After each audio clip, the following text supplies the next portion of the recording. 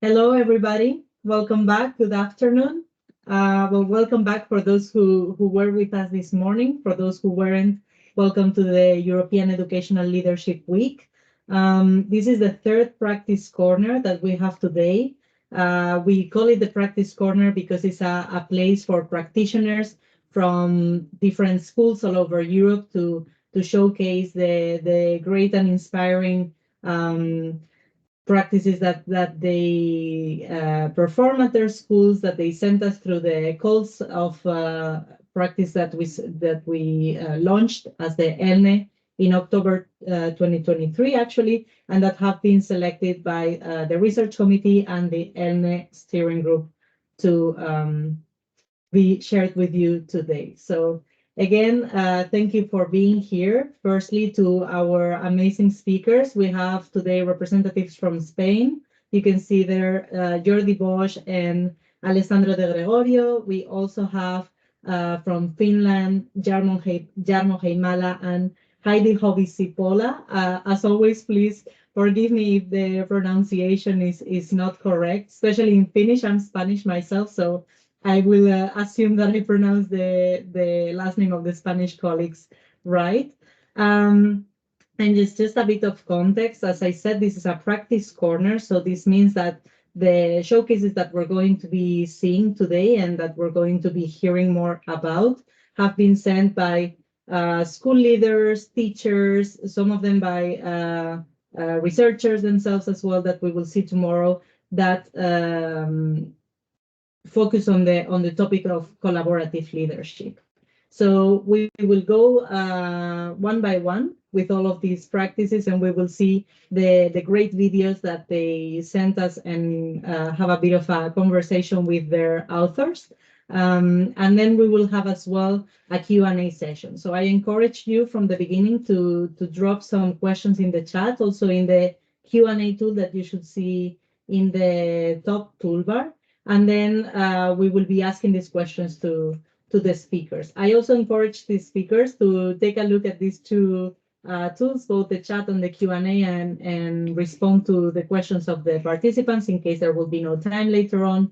And lastly, we will have a bit of a discussion at the end. So for this last discussion, I will give the floor now to my colleague Valentina, who has prepared a bit of an interactive and fun activity. So Valentina. So we actually have this challenge for the spectators.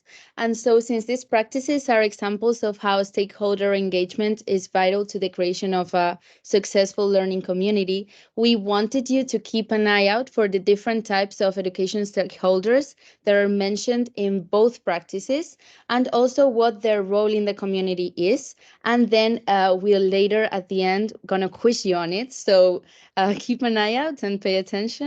And I will give the word to Silvia so she can start. I think we're going to have Jordi Bosch and Alessandro first. Yes, thank you, Valentina. Exactly. So firstly, again, a bit of context, since I forgot to mention the topic that has us here today, the title, let's say, of this practice corner, which is bottom-up practices of learning communities led by multiple stakeholders. This is the whole reasoning of asking you to take to pay attention and to keep an eye out for the involvement of the different type of stakeholders, parents, teachers, academics, the students themselves in these practices. And as Valentina mentioned, we're firstly going to go to Spain, to Valencia, if I'm not mistaken, Jordi and Alessandro. We have here the school leader and I think Alessandro, Erasmus coordinator of the Colegio Santiago Apóstol Cabanyal. So Alessandro, I think it's going to be you explaining a little bit about your practice, Empowering Dreams, Journey Towards Inclusive Education and Holistic Development. Is that right? Yes, absolutely. Good afternoon, everyone. But first of all, actually, our headmaster would like to say some words to introduce the school, if you don't mind. Hello, our school, Santiago Apóstol Cabanyal, is located in Valencia. Our school belongs to the Archbishopric of Valencia. 89% of our students belong to the Roma community, and in most cases, they are in an underprivileged economical situation. Our school has got primary school first and second year of secondary education and basic vocational training. Since 2012, we work from a dialectic approach. Thanks to that, we are a local, regional, and state reference in school coexistence. We work with an inclusive perspective, with the aim of raising educational levels year after year. Until 2015, only 3 of our students had graduated from secondary school. Thanks to the implementation of the basic grade vocational training, at the end of this academic year, there will already be 45 students with the diploma of secondary education. Thank you, Jordi. Well, Alessandra, would you like to give a bit of an introduction about the practice yourself? All right. Our school is in Valencia, is in a neighborhood called Cabanyal. Actually, the full name of the school is Santiago Apóstol Cabanyal. There is another school named the same in the same city. And we work with an overwhelming 89% of Roma students, 8% of immigrants, and the rest, just remaining 3% of Spanish non-Roma student population. As you can see, just from this number, we're talking about an educational ghetto, something that should not exist, but little by little was configured this way by diversity of factors. So what our school has decided to do since 2012, more or less, is starting the transformation process into a learning community. I guess that we will delve into learning community standards later on, so I won't talk about that right now, but it has been an inflection point for the school. This decision has allowed us to achieve some of the objectives that Jordi mentioned earlier, passing from only 3 students with the compulsory education diploma, which is secondary education in Spain, meaning being 16 years old, 4 years of secondary school, and being able to reach 45 in just 10 years is something with definitely a kind of importance for the school. And this has been achieved by involving several stakeholders, and especially the parents. When we talk about Roma families, we cannot take anything for granted, meaning mainstream kids, they go home and their parents possibly tell them, there is homework you have to do, please don't forget to do your homework. They go home and they possibly have a decent shower, they have a bathroom, they have heating in winter and cooling in summer. With our students, we cannot take that for granted. They have breakfast in the morning, and at the school we implemented, starting 15 years ago, something called the morning school, La Escola Matinera in Valencian.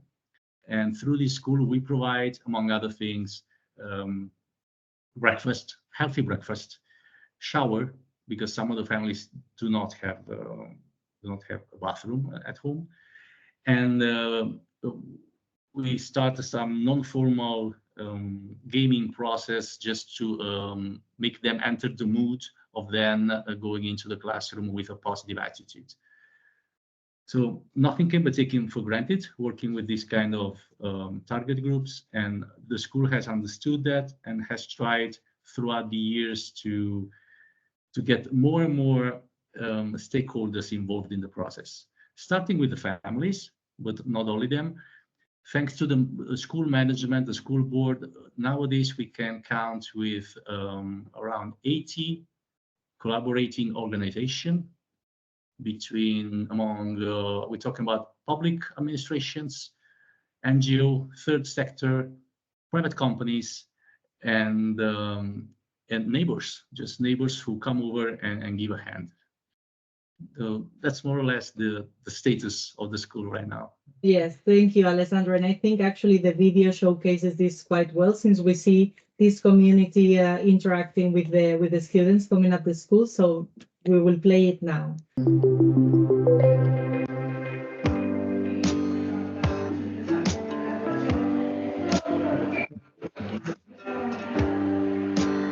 Soy Bea, educadora del centro, y este año me estoy encargando de organizar y dinamizar la participación de familias en grupos interactivos. ¿En qué consisten los grupos interactivos? Es una manera de organizar la clase en la que la clase se separa en grupos de 3 o 4 niños acompañados por un adulto para hacer una serie de actividades.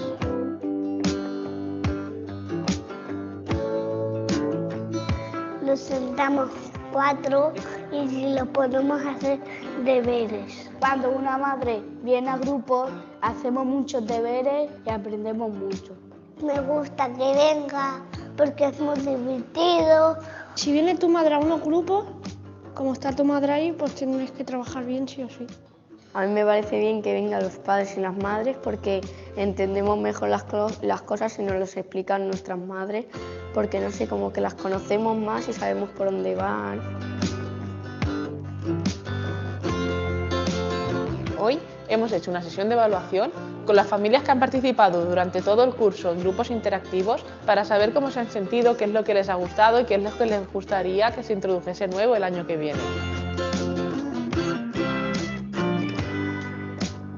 Lo que me ha gustado en los grupos interactivos es que ayuda a los niños, aprenden, los ayuda a hacer las actividades y yo aprendo mucho también de ellos. Yo he estado en grupos interactivos en quinto y haciendo dictado compartido y son 3 o 4 niños, hacemos grupos y se empiezan a leer. Uno se pone de pie y va corrigiendo cómo lo van escribiendo. Si tiene que dictarlo bien, si hay puntos, si hay coma y si hay acento en alguna letra, también lo tienen que poner. Y la verdad es que aprenden mucho. Bueno, a mí me encantan los niños pequeñitos y cada vez que voy a clase lo sienta Manolo y hacemos grupos que a mí me encantan y me siento con ellos. Cojo un juego y cuando me siento ellos ya lo saben. Dicen, ay, yo me lo sé, esto va así, así, así. Digo, vale, pues aprendo yo con ellos. Cuando termina los grupos, nos sentamos y comienzan a decir qué grupo le ha gustado más. Y dice, pues me ha gustado el grupo de Lupe, o me ha gustado el grupo de Laura, o de Manolo. Y luego le hacen una pregunta, ¿es más difícil cuál ha sido? ¿De Laura? Como era de aprender de leer, pues le cuestan más. Cuando las familias participan en grupos interactivos, la primera sesión siempre la hacen acompañadas por mí, para darles confianza, darles seguridad y resolver las dudas que tengan. A la siguiente sesión, si se sienten preparados, asisten solos. Si siguen necesitando ayuda o se quieren sentir más seguros, yo los sigo acompañando.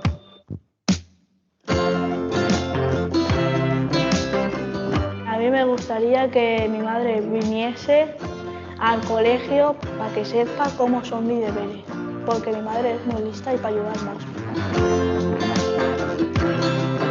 Okay, I think that was a great video actually, because we got to hear from the students, from the parents, from the teachers, even maybe from some of the neighbors that you mentioned before, Alessandra, as well. So as a follow-up, I wanted to ask you, I think you mentioned a little bit before, and we saw definitely in this video the impact that it has, but how does this direct involvement of the parents improve the quality of education of the children at the school? So do you have some results that you can share with us? Do you know for a fact that this has been definitely a great improvement for them? Absolutely. There are actually, it's not only one way. It's not only improvement on the kids, it's also improvement on the parents. I will explain why. From the kids' point of view, Bea, the girls that you met in the video, she's responsible, as she was saying, for the interactive groups with the kids, especially pre-primary level. And having the kids involved, having the parents involved in the kids' classes, first of all, is kind of one of the objectives of the school is to making the walls transparent.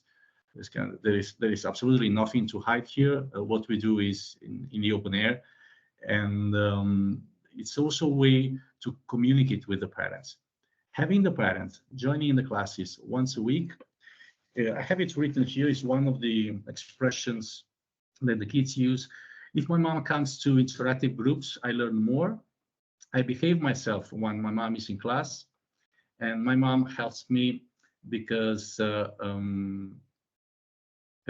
helps me to talk about what we have learned in the classroom.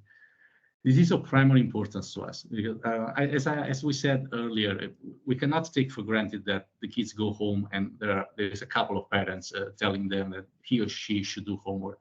It's not the case here.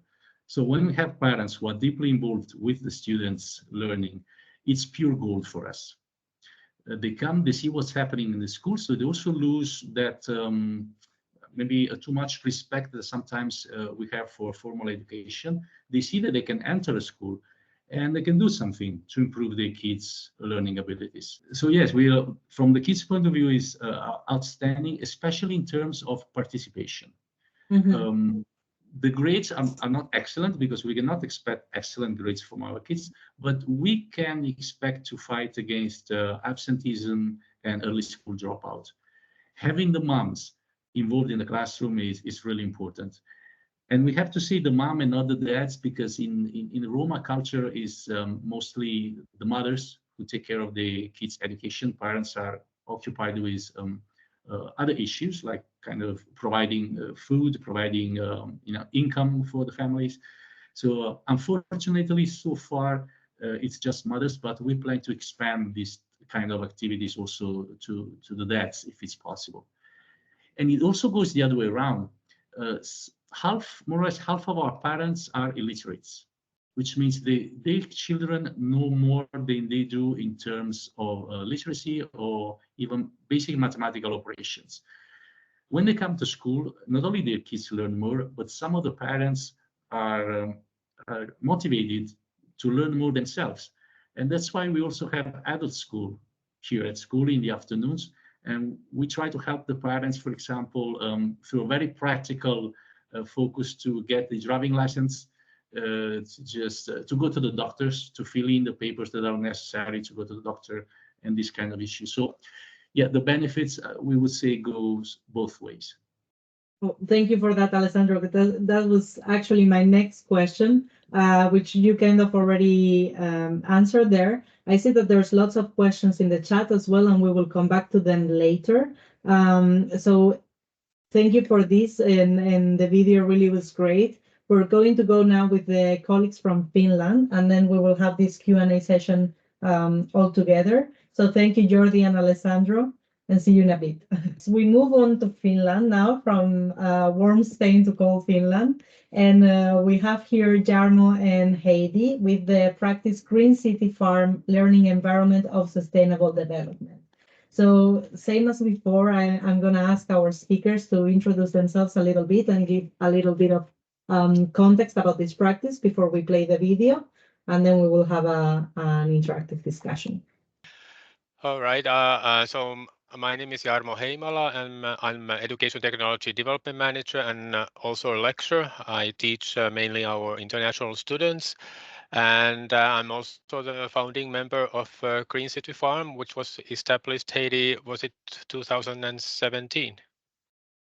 Yes, winter 2016 and 17. Yes. Yes. My name is Heidi Hovisippola. It's nice to be here with you. I work as a farming expert at Green City Farm, and I'm also founding member of Green City Farm.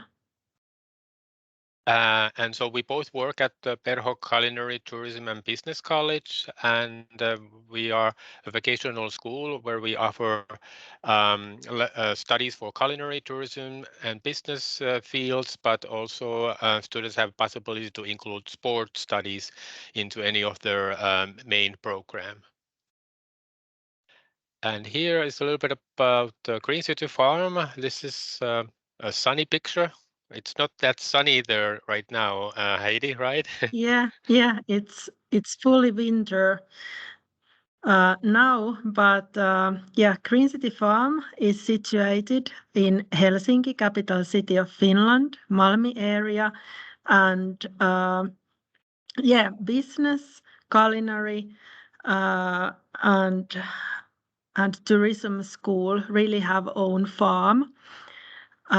It's our sustainable development learning environment, and also ecological and really biodiverse garden. Really, really beautiful place during growing season, 8 months of the year, from April until end of October or November. Yeah, and it's beautiful located. I think it's only about less than half an hour from downtown area of Helsinki. And right now, we also want to mention that we are collaborating with this agri-culinary project, also Erasmus funded, with Denmark and Norway. And here's a picture from this last September when we had students visiting from Denmark and Norway. And of course, we have some of our own agri-culinary students. And the main theme of this project is to combine the knowledge of gardening and restaurant students so that they can strengthen their sustainable cooperation between these two different industries. Thank you. Super interesting, and I think that we're going to get even more jealous after seeing that sunny picture with the video that we have prepared, where we can actually see the farm. So, Green City Farm is our unique learning environment of sustainable development, providing a framework for understanding more about responsible land management, biodiversity, ecological food production, short food chain and planetary diet. The farm offers opportunities to participate in sustainable farming and food production, and it is a perfect place for organizing community activities. Guided by our farmers, students, teachers and other staff members can participate in farm work from spring to harvest season. In the garden work, students learn the themes of sustainable development in practice, and its work supports ecosystem services such as pollinators and soil microbes. At Learning Restaurant Perho, food waste is collected and composted, which is then brought to Green City Farm and used as organic matter for the soil improvement. This way we are able to teach the internal flow of nutrients and the circular economy through a practical example.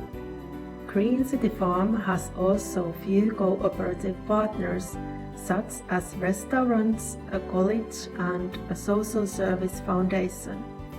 Employees of these cooperative partners also visit and occasionally participate at the farm work.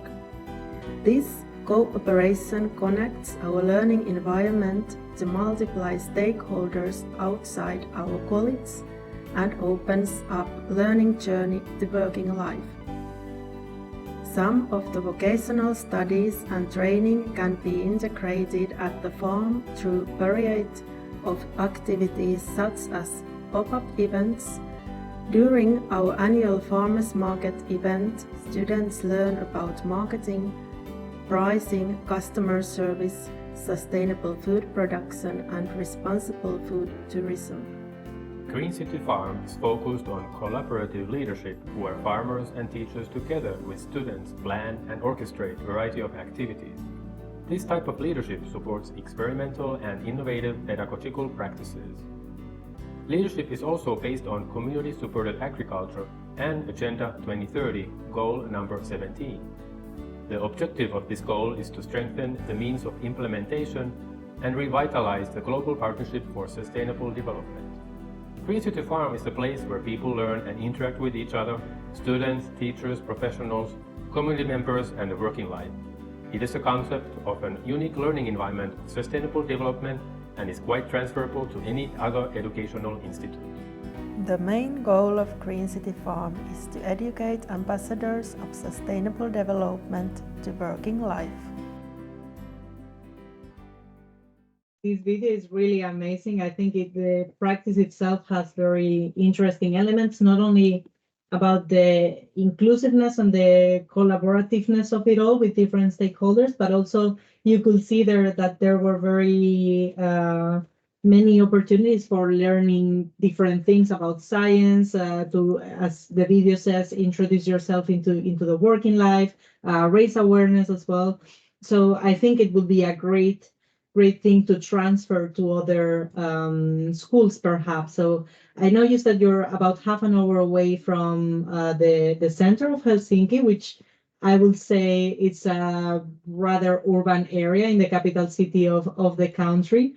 So I'm curious in when thinking of transferring this practice to other places, already knowing that you've been able to do it in an urban or in a capital city, what advice would you give to other stakeholders? What should they have in mind when building this kind of sustainable learning environment? In our opinion, it's good to have clear common sustainability goals in mind when building a sustainable learning community, just as Agenda 2030, planetary boundaries, planetary diet, and to have a common will to work for the more sustainable future together.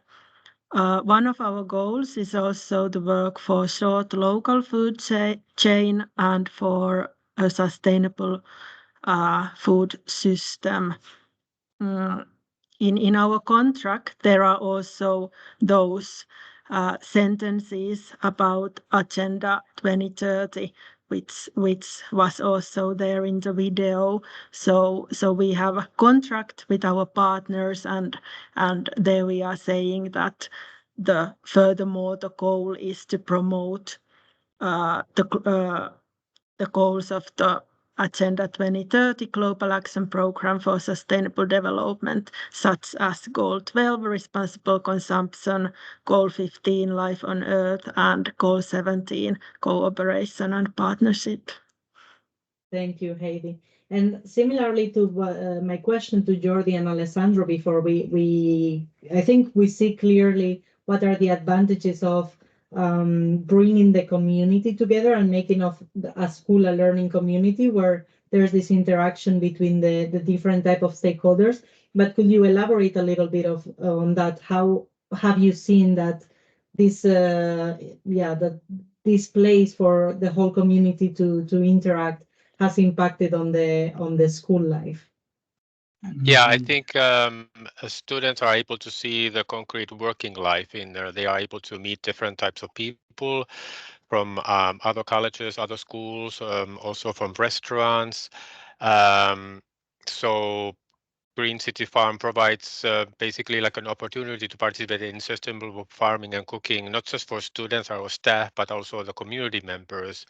And I think we believe also that we want to share all the information with other people and organization. And when the people and organizations visit us, we can also learn a lot of things about them.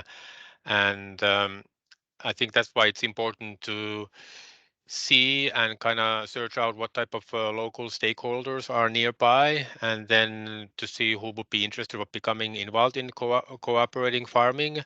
So for example, we contacted Haaga-Helia University of Applied Sciences and asked them to see that would they be interested about participating at the Green City Farm.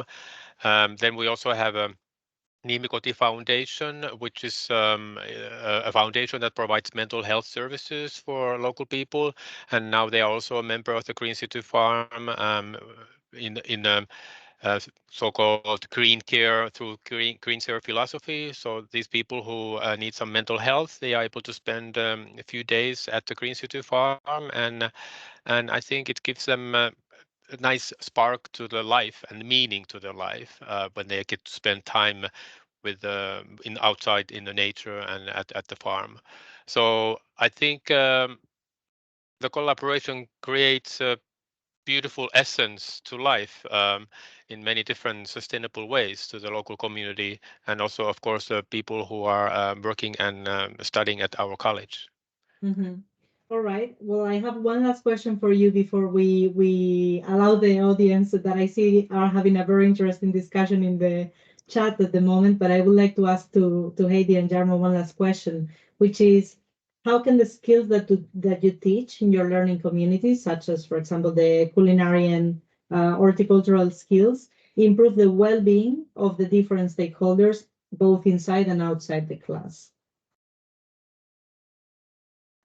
Thank you for the question. Well, working and practicing and learning in the outdoors at biodiverse farm or field can improve the well-being in many ways.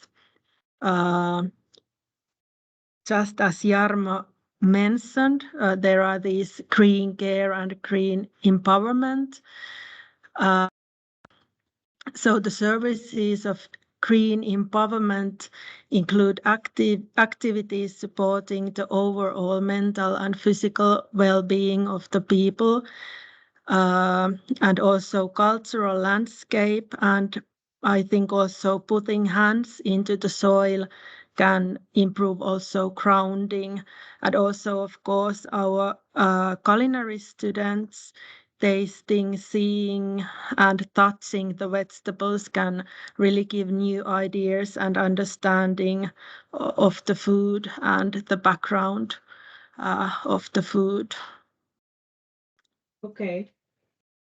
Yes, thank you, Heidi, for that. So I'm sorry, I'm trying to keep track of the questions in the chat, but really there's a whole discussion going on there.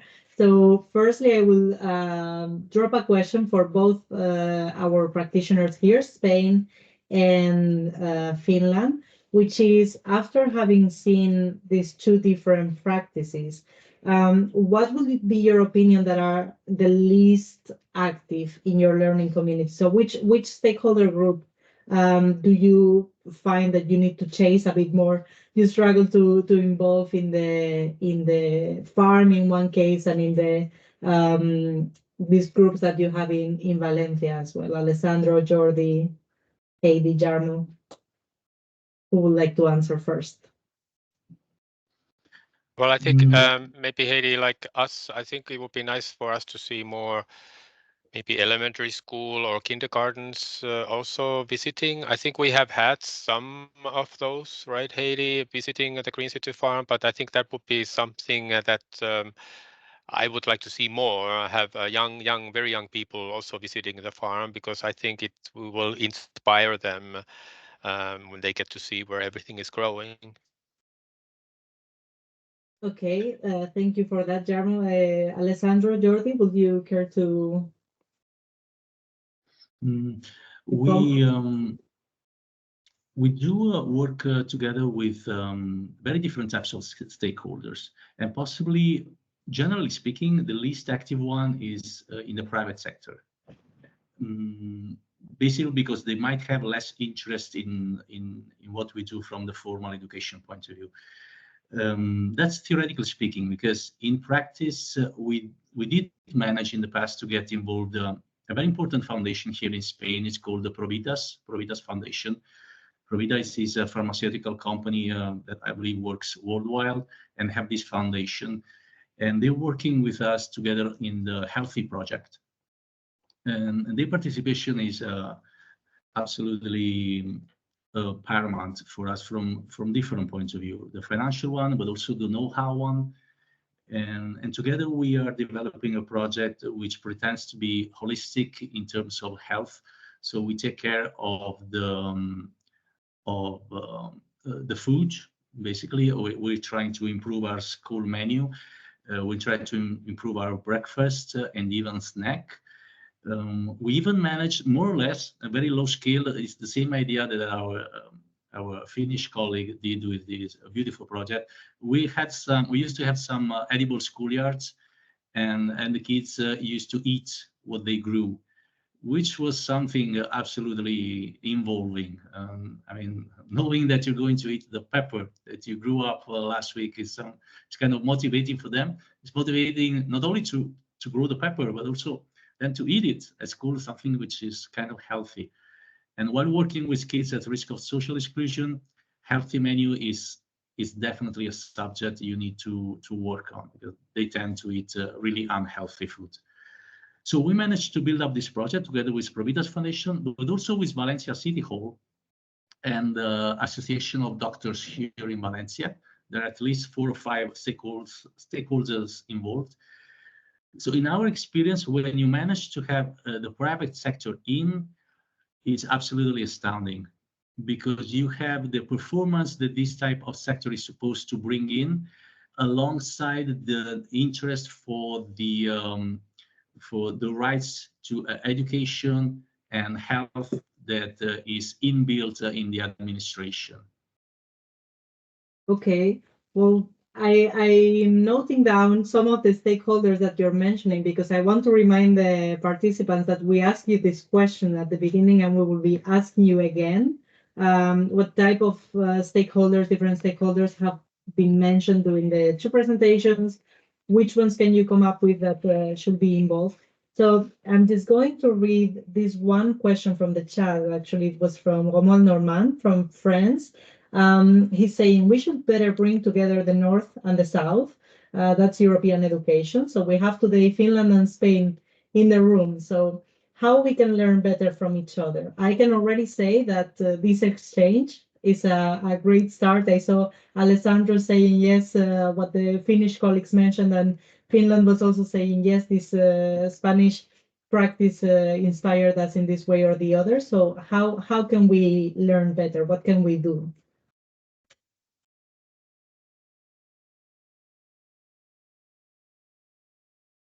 Well, I think we could organize, why not, like seminars like this, or also like stream the lessons where we have like a learning activity going on at the Green City Farm, and we could broadcast that to you guys there in different parts of the world, or also in Spain, and then maybe you can also do similar type of events at the same time, but we're just connected through the online network.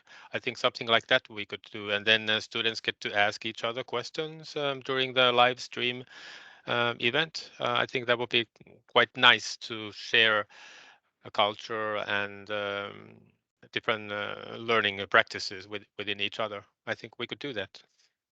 Definitely. I would like to see that. And I hope that the ELNE can also become this kind of hub for this exchange. I see there's also questions in the Q&A.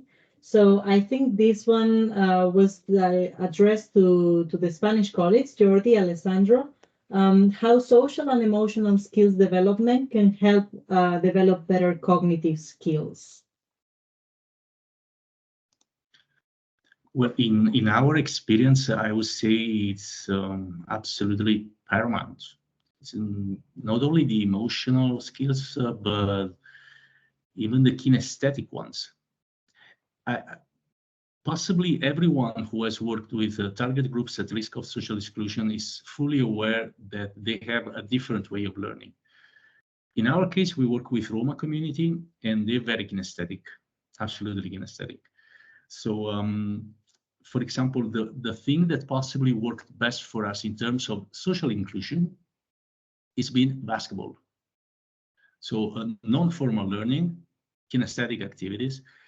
And as it was working well, it was kind of surprising for us as well, because the school has several initiatives in the extracurricular activities in the afternoons, and none has proved itself as useful as basketball for some reasons that escape even our analysis, to be honest. But we were really glad about it. So we decided to use this opportunity given to us by the very users. So Roma students from school and kids from the neighborhood, that they wanted to play together, which is something absolutely astonishing for us. And we wrote a project which is called the Streetball for Inclusion, funded by the Erasmus Plus program. And in this project, the kids learn streetball, which is basketball 3-on-3, which is easier with a smaller ball, so it's kind of more inclusive from that perspective. Mixed teams, so gender-free focus, and they even use tablet to plan their own training sessions. So it's not that there is a trainer in this case, telling the kids what to do. Of course, we start like that because the kids don't know how to play basketball in the first place. But later on, they get the chance to design the training sessions using ICT. In our opinion, it's possibly an effective way to merge kinesthetic learners with healthy habits, and the use of ICT. Yes, thank you, Alessandro, and thank you to all the speakers, because I think that we left this webinar that came with 2 practices, with 5 or 6. You're giving us some really interesting suggestions, and I really encourage you to read through the chat, because you're receiving lots of compliments, and also there's again an interesting discussion. Cécile Leclerc from the Director General of the Education and Culture of the European Commission is also mentioning here the European School Education Platform, where there's courses, webinars, MOOCs. It's also this hub for all the stakeholders to be having this conversation. So as well, we encourage you. We will be uploading these webinars later on, both to the ELNE website and to the European School Education Platform. And I think I went a bit over time myself with the question, so I'm going to give the floor now to Valentina to ask this question to the participants and have this very last discussion altogether. Okay, so how I said before, now we are going to quiz you on these practices. And the way that we're going to do this is we're going to share, you should see on your screens in 1 second, these questions. And we want you to answer for the first practice. From Valencia, and then the second practice from Finland. And we want you to tell us which stakeholders you saw that were involved and how were they involved in these learning communities. So just write down your answer of what you thought, and then we will see if you were actually paying attention. In this just 30 seconds, while people are getting their answers in, can I actually ask Jordi and Alessandro just a little help, what do you think would be a good answer to this question? Yeah, we agree that private stakeholders, at least in our case, are the most difficult ones to bring in. And we even work with some banks, and that's possibly the most difficult one to bring in educational projects. But it is true that some of the banks, they have foundations, and one of which is CaixaBank, which nowadays is the biggest bank in Spain. And through this foundation, they have a social-cultural project submission form. And we've been granted those projects a couple of times in the latest year. That's a great opportunity. In that case, it's not they need to be brought in. It's they offer an opportunity for funding, basically for a project that they deem worth the funding. So that's different, possibly. It's born from them, but it's also a very nice way to use private funding for noble purposes. Thank you so much. So now we can move on to the next question, and it will be the same thing, but for our second practice from Finland. So in 1 second, you should see it pop up, and it's the same question. So which stakeholders were mentioned and what was their role in the learning community? And while we're answering this question, can I hear also from Heidi and Jarmo what you think about this? What would be your answer, or what would you add? Some stakeholders maybe that we haven't heard in the practice, but that you would add to your learning community. Yeah, Heidi, I think we did not mention, we also have a few local restaurants who are a part of the Green City Farm, and they are purchasing our ingredients, but also participating a little bit at the farming. Great. Yeah. This year we have seven partners, different restaurant organizations, small and big ones, social foundation for mental ill people, and University of Applied Science. Great. And then I also want to mention that we have the yearly farmers market event, which is open for anybody, and it's on a Saturday in August or September, and it's a event where we also invite other local stakeholders or food producers, farmers, so they can also sell their products and showcase what they are doing in our local areas, and all types of people participate this all-day event, and it's a and there's also tours to the Green City Farm, so people can participate in the little tours and see what we are doing. Great. Yeah. Yeah, actually, we have three open events also for private customers or local people, local households. Nice, nice. Thank you so much. So now we're actually gonna share the results and we're going to see if the audience was paying attention. So as we see here, we have local people, restaurant clients, okay. If I think you can scroll down and you can see all the answers, so also school staff, students, okay. So I see that people were listening, that's good. And yeah, we've actually heard from you, other stakeholders, so also people from the community. So that's nice. Thank you, because it shows that you are listening. And then can we also share the results from the practice for Spain? Okay, so we also have here the results for the practice for Spain, and we see here parents, enterprises, communities, local authority, nice.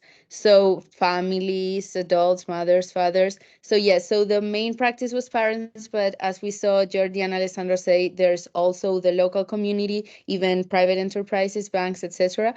Okay, so thank you very much for participating in this little activity with us. And thank you for listening also, because you were really interactive. And also, as Silvia said before, I really recommend you to see the chat, because there is a lot of kind words for you there. And I'm gonna give the word back to Silvia. Thank you, Valentina, and thank you to all the participants for indeed being so engaged with this practice. Of course, thank you to the speakers, firstly, for sending these great practices to our research committee, who, by the way, is here present today. Most of the comments in the chat you will see are coming from our very expert researchers in the ELNE. And thank you for coming today and for giving us the opportunity to learn a bit more about it today. So before we go, I just want to invite you all to stay with us for the very last webinar of the day, which is titled Healthy Conflict and Constructive Dialogue Classroom. It's starting at 4:15, and it's organized by the Croatian Education and Development Network for the Education of Communication. So if you have not registered yet, you can do so in the ELNE website. I think my colleague also put the link in the chat. So I invite you all to register. You will receive the link and you will be able to join us. And of course, please join us tomorrow. We will have some more corners, this time with researchers. And we are delighted to have you here.